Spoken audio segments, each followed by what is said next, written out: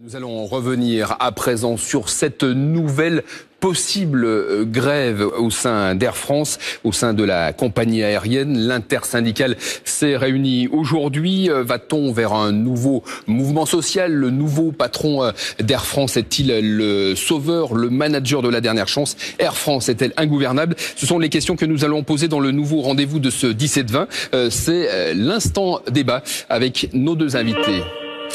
Karine Montségu, bonsoir. Bonsoir, vous monsieur. êtes co-secrétaire générale de la CGT Air France. Oui.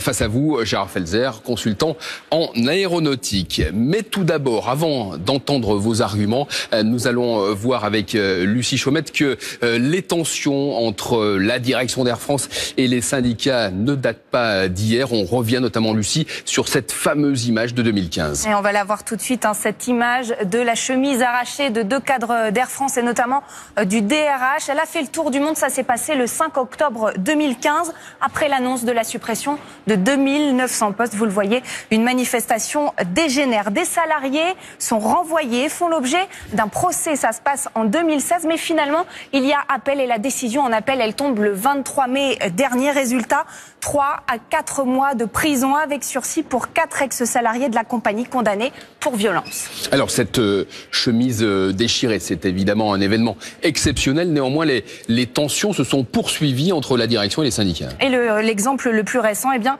ce sont les grèves qui se sont déroulées entre le mois de février et le mois de juin 2018. Les salariés demandaient 6% d'augmentation. Non, a répondu la direction. Le PDG de la compagnie, Jean-Marc Janaillac, décide de jouer le tout pour le tout puisque son entreprise est paralysée par des grèves.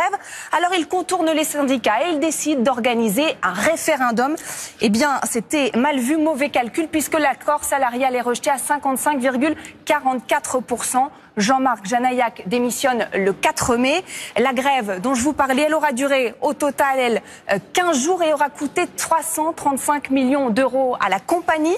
Un coup de frein pour l'entreprise qui redressait ses finances depuis 2 ans, mais malgré cette grosse perte d'argent, il faut le savoir, la compagnie reste quand même dans le vert. Alors après la démission de Jean-Marc Janaillac, eh bien, s'en suivent 3 mois sans PDG attitré et puis la décision tombe. Cet homme, ici, Benjamin Smith, un Canadien, prend la tête de la compagnie. Il est nommé le 16 août dernier contre l'avis des syndicats qui vont décider cette semaine si oui ou non ils réentament une grève.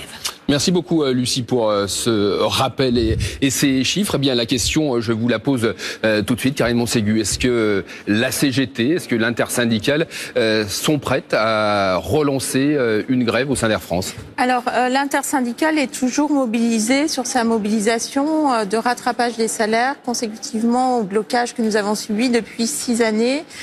Nous allons faire une déclaration en ce sens lors du prochain comité central d'entreprise qui se réunira le 30 août.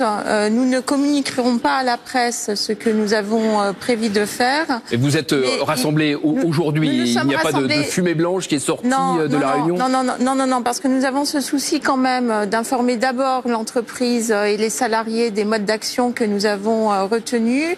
Mais il est évident que si nous ne parvenons pas à sortir de ce conflit et à obtenir satisfaction par rapport à notre revendication, les choses vont s'envenimer. Gérard Felzer, ça serait un nouveau coup dur pour Air France s'il y avait une nouvelle grève dans les jours ou les semaines qui viennent? Ouais, des épisodes comme ça, on en a eu dans le temps. Souvenez-vous, en 93, lorsque Christian Blanc est arrivé, c'était pas pire ou pas mieux aujourd'hui qu'hier. Donc c'est pareil. On arrive malgré tout à s'en sortir parce que cette compagnie, même si on la critique, elle a des atouts. Évidemment, elle est coincée d'un côté avec les low cost qui sont pas toujours, ils sont plutôt borderline. Je parlerai de Ryanair par exemple. Et puis de l'autre côté, les compagnies du Golfe ou d'Asie qui n'ont pas de déclaration de leurs bénéfices, on ne sait pas trop où ça va, ils payent le pétrole moins cher, pas de taxes, etc. Donc il y a un déséquilibre par rapport à ça. Mais on n'est pas dans le grand soir, il va falloir quand même lutter contre ces nouveaux challengers. Le low cost long courrier arrive, il faut s'y préparer. Il est vrai que personne n'a compris l'attitude du président Janaillac quand il a mis sa tête sur le billot en disant vous acceptez ou je m'en vais. Je crois d'ailleurs, mais je crois pas que vous souhaitiez forcément son départ d'ailleurs. Personne n'avait demandé. Mais en tous les cas, aujourd'hui, on arrive à une nouvelle phase avec un nouveau directeur général. Oui, un nouveau directeur général et un nouveau grand patron pour Air France KLM. On en a parlé tout à l'heure dans le journal, Benjamin Smith, qui est canadien, anglophone. C'est la première fois qu'un nom français prend la direction de la compagnie. Ça vous inquiète ? Ça nous inquiète parce que d'abord, il y avait des Français qui disposaient des compétences suffisantes pour relever le défi. Nous pensons que cette nomination n'est pas étrangère à la politique que mène le gouvernement actuel, puisque Macron est la marionnette de l'Europe et de l'Europe libérale.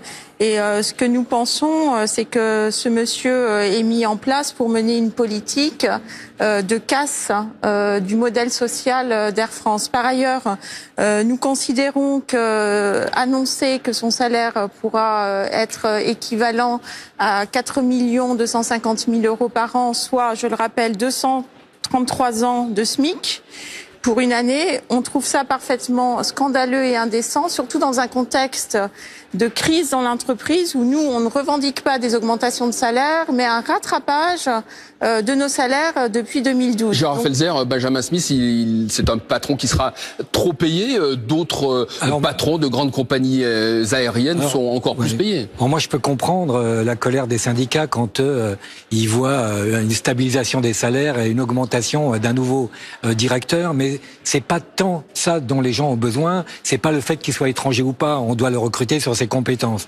Mais compétences, pas tout seul, avec une équipe, avec un projet. Les gens ont besoin d'un projet d'avenir. C'est ce qu'avait commencé à faire Janaillac. Il n'a pas été si mauvais finalement.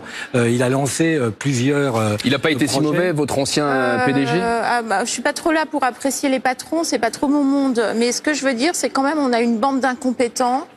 Au niveau d'Air France qui nous a menés dans cette situation et qui a peut-être aussi mené Monsieur Janaillac dans la situation dans laquelle il s'est trouvé. La question, c'est qu'à un moment, on nous reproche. Alors, je voudrais préciser parce que j'ai lu dans la presse qu'on nous taxait d'être xénophobe et tout ça. C'est pas du tout ça. Si le nouveau patron était canadien ou américain et que c'était un camarade, ça nous poserait pas de problème. Or, on sait très bien la politique qui a été menée par Monsieur Smith à Air Canada, et même s'il a fait Air Canada Rouge, c'était pas une compagnie de progrès social, et elle a empiété sur le modèle de la maison mère Air Canada. Ensuite, cette nomination pose question sur pourquoi lui et pour faire quoi? Parce qu'en étant lisé depuis des mois dans une lutte où il n'y a pas eu de négociation, on nous dit votre lutte a coûté 335 millions d'euros, mais elle n'aurait pas coûté cela s'il y avait eu une négociation et si on était sorti du conflit en son temps.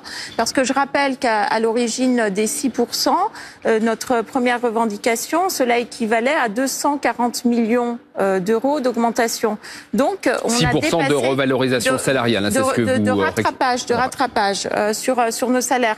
Donc, on s'est retrouvé dans une situation de refus total de la part de la direction de négocier avec nous, avec une proposition d'accord pluriannuel que nous n'avions pas demandé et avec une démission qu'on n'avait pas demandé non plus. Nous, ce qu'on voulait, c'était aboutir sur notre revendication. Personne n'a demandé à M. Janaillac de partir. Ce qu'il a manqué, c'est qu'il n'y avait pas d'autocompréhension.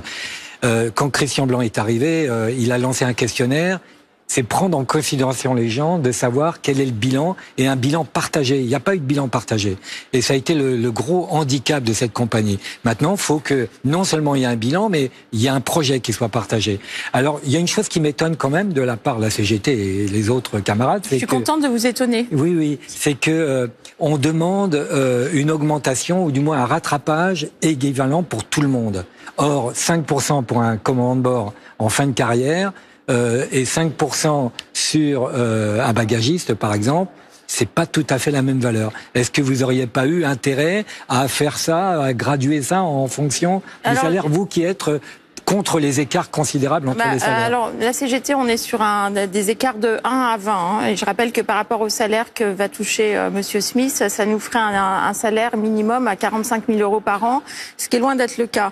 Sur cette question des 5% ou 6% pour tout le monde les a subis. Il faut sortir du fantasme aussi, parce que vous le savez très bien, si vous êtes un expert du transport aérien, que tous les pilotes seraient payés 20 000 € par mois. C'est pas vrai. C'est pas vrai pour les copilotes, c'est pas vrai pour les pilotes. En fin de carrière selon qu'ils sont instructeurs ou pas. On a des niveaux de rémunération qui sont de cet ordre-là, mais c'est pas non plus la majorité des pilotes. Et vous savez, pour maintenir une intersyndicale et pour créer les conditions d'une cohésion et d'une cohérence dans ce qu'on revendique, il faut essayer d'effacer ce qui nous divise et de mettre en exergue ce qui nous rassemble.